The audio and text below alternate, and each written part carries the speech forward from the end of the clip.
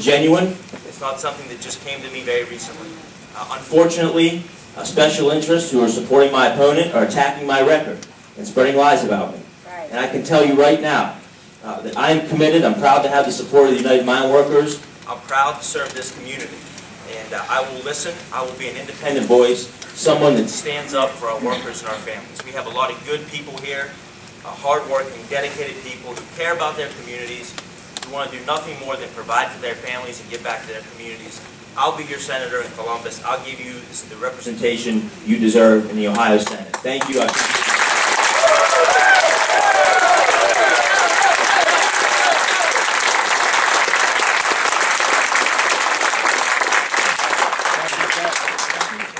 Well, I would like to reiterate too that thank you for your patience, and I will try and speak up so you can hear.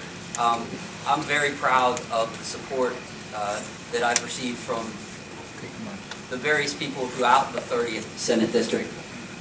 We didn't get a chance to talk a lot about coal. That's something I did want to share a little bit about my past and my connection to coal and why I'm passionate and why you hear this term war on coal.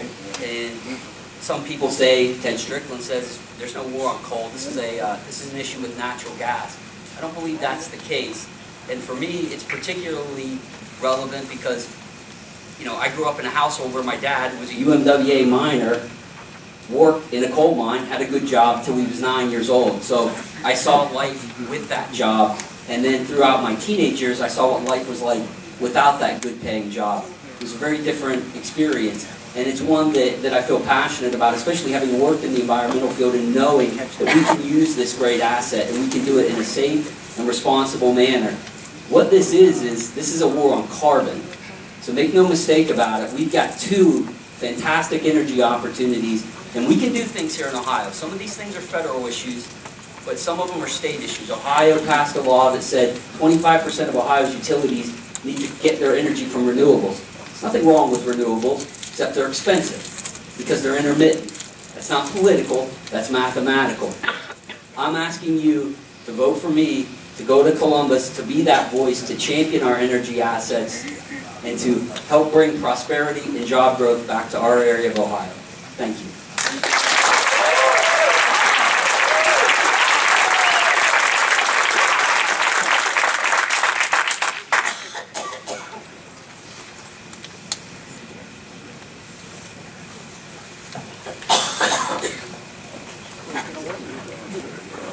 Okay, thank you, candidates.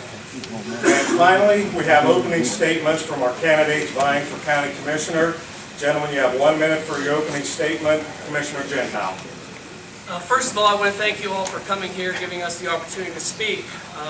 Also want to thank you all who voted for me last time so overwhelmingly and gave me the opportunity to serve you for these past 4 years. My father always said that if you love what you're doing, you'll never work a day in your life, and I truly love being your Jefferson County Commissioner. I prepared for 35 years for this job. I have a background in construction, real estate development, and yes, the energy business. I'm probably definitely the only candidate in my race that can say I've been in the energy business for 35 years. I deal with this on a daily basis. I bring that to the county, the benefit of 35 years in the energy business, for the issues as they come to us, to help the issues that are coming to the county. We've got some real challenges coming at us in the energy business, and they need steered in the right direction, and that's what I have to offer you tonight. I think my fellow commissioners and I have worked very hard at working together. That's something new for Jefferson County. Our meetings have actually gotten boring because we're not fighting. Is that time or 15? Thank you, Commissioner Gentile.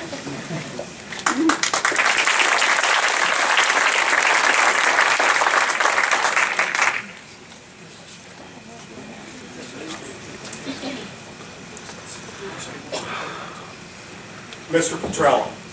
Thank you. First and foremost, I'd like to thank the faculty, staff, the Chamber of Commerce, and the media panel for putting this evening together. I can remember when I was the president of Student Senate here at Eastern Gateway for 2 terms. I was in charge of the political forum, and tonight is a great turnout, and it's great to see everybody here. I was born in Steubenville. I graduated with my wife from Catholic Central High School. I went on to Eastern Gateway, and from there I went to Robert Morris University, where I received a degree in finance and a minor in international business. I studied international finance in Rome, Italy, and then I returned to Robert Morris for a master's degree in organizational leadership with a concentration in employee relations. I work every day as at Tri-State Financial Services as a financial advisor, managing millions of dollars for many clients. I also am a small business owner owning Village Sleep Center, which is a mattress store. My brothers and I also manage 43 pieces of residential and commercial real estate properties in Jefferson County, West Palm, Florida, and Palm Springs, California. Thank you, Mr. Petrella.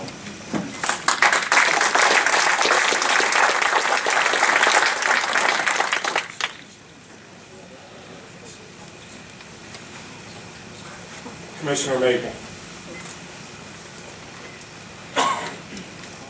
Good evening. First, just for clarifications, I am not in the current race that you just heard about. I'll be running against Mr. Buckley, who will speak next. First, I'd like to thank the Chamber of Commerce for hosting this event, along with EGCC and the members of the panel. My name is Dave Maple, and I've been your county commissioner for 2 terms. When I first ran for office, I campaigned simply on the promise that I would get things done. Prior to that, Commissioner's office was often in the news for embarrassing meetings, political games, and for lack of cooperation that made almost any progress impossible. Looking back, I'm proud to say that much has been accomplished. Looking forward, we have new challenges in front of us with the oil and gas industry, and it's crucial that we maximize our opportunities and minimize our risks. It'll take logical thinking, collaboration, cooperation, communication, and solid decision-making to meet this challenge, and I believe my track record as your commissioner shows that I'm the best candidate to help lead our county in the next few years. Thank you.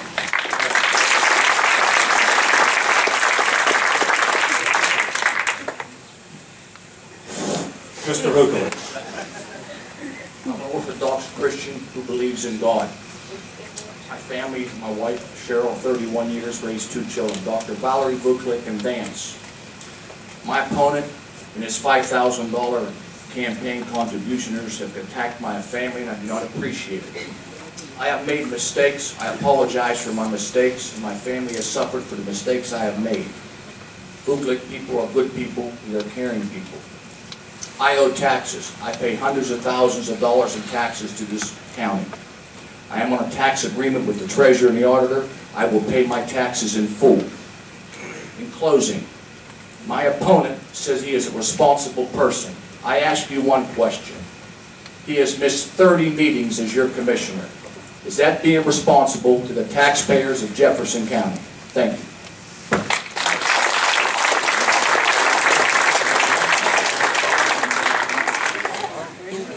Okay, panelists, your questions, please. Are we going to be doing these by individual races, or that was my understanding that we were going to do that? That would be the best way to... Answer.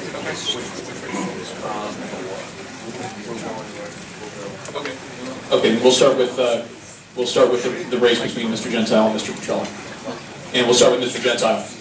The oil and gas boom has made a lot of landowners a lot of money, but what is it doing for everybody else? And is there anything that the commissioners can do to allow all county residents to benefit? It's doing a lot for a lot of people. If you talk to the local businesses, if you talk to Scott and Tom at M&M Hardware, if you talk to people in various businesses, if you talk to people in the restaurants, everybody is starting to benefit. Most of the businesses I talk to on a regular basis, I always ask them, how are things? And everybody says things are going well. Even when somebody, we always want jobs local, but even when somebody from outside the area comes here to work, they're spending money in our grocery stores, they're spending money in our restaurants, they're pulling into our gas stations. So yes, we are all benefiting. The farmers, everybody points the finger at them. They were probably the poorest class of people over the last God knows how many years, and now they've had the opportunity to benefit. I think everybody will benefit as they spend that money in the community, businesses thrive, and it's going to benefit the entire community. There's going to be a lot of jobs, there's going to be houses being rented, there's restaurants, there's just all these components, everybody's benefiting. Thank you, Commissioner.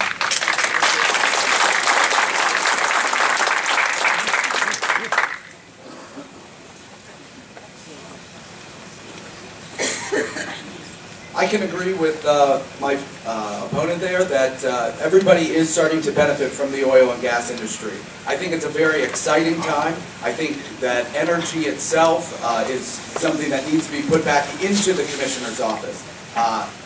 It's an exciting time for us, and we're on the brink of something that could be very big for our community. I think we need somebody that is going to embrace that and also open the lines of communications between township trustees and the oil companies that are coming in using our roads.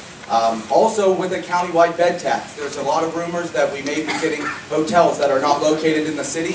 We should be putting that into place now, rather than waiting until a hotel company comes and builds, and then they are very upset that we change the landscape. We should be upfront and forward with them, and we should encourage our farmers and our landowners to support small businesses and local people. Thank you, Mr. Petrelli.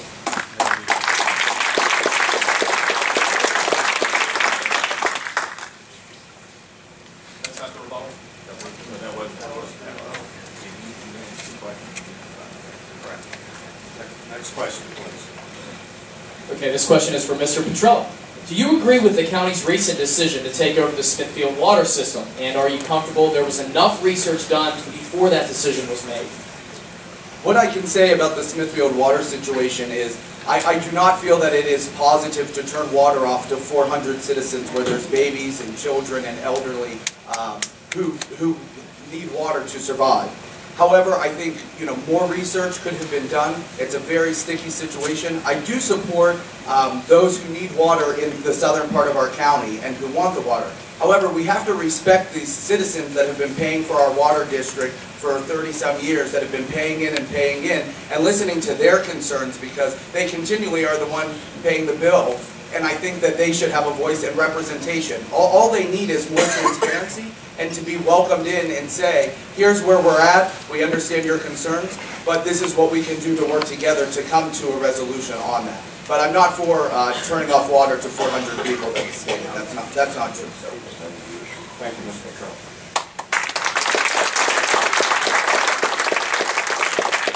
How about some facts about Smithfield? First of all, we have looked at that deal very thoroughly. The residents are paying their bill. The village is not paying us. We are buying that system for $150,000 is what they owe us. That is about the cheapest acquisition of customers the county could ever do. When we did Rush Run, we spent $2 million, picked up 106 customers, and that was about $19,000 a customer. If we spent